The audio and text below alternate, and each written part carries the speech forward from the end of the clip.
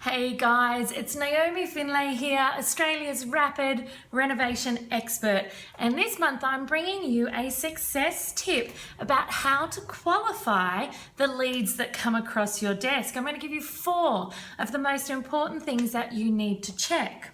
So when I say a lead, what I mean is you'll find once you start renovating that leads or prospective properties or prospective projects start to leak past your desk once you do a good lead generation funnel.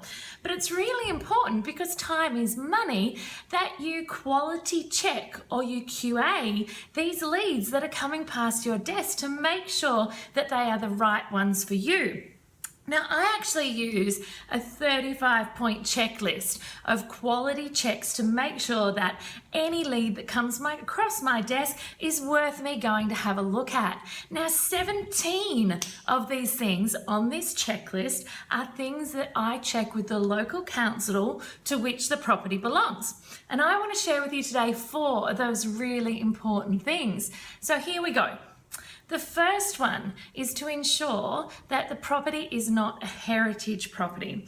Now, if it is, that's absolutely fine. Some of the most amazing properties are heritage properties, but it does have very specific implications as to what you can do and the cost to do it. So you absolutely must check to find out whether that property is heritage listed. And then the second tip is I want to take you that one step further. I want you to check whether the property is in a heritage conservation area. So the property might not be a heritage property, however, it could fall within a heritage conservation area, which again does mean that there'll be some restrictions or some conditions, let's call them, on what you can do to that property. So that's the second thing that you need to check. Now, the third thing you need to check is whether there have ever been any unauthorised building works on that property. So when I say this, I mean whether there are any on-record unauthorised building works on that property that the local council is aware of.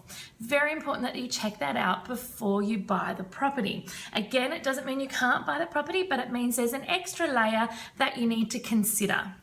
And lastly, of my top 4 is whether there are any DAs, so development applications, lodged either in the neighbouring houses or in the surrounding area that may affect the value of that property.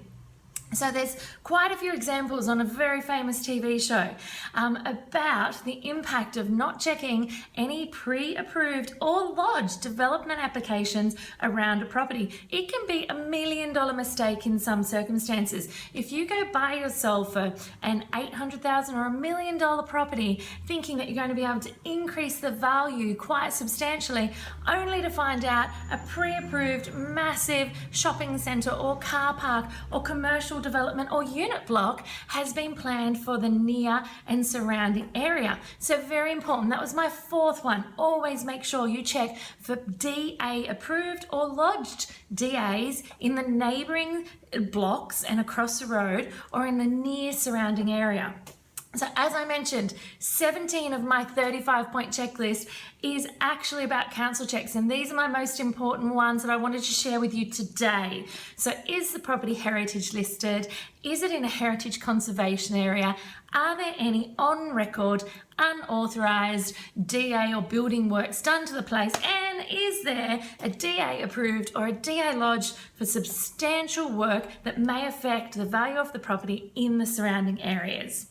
So they're my tips for today, guys. Make sure you write them down, integrate them into what you may already be doing. And if you'd love to know more, you know where to find me. I look forward to talking to you next month, and I'll see you soon, guys. Let's renovate.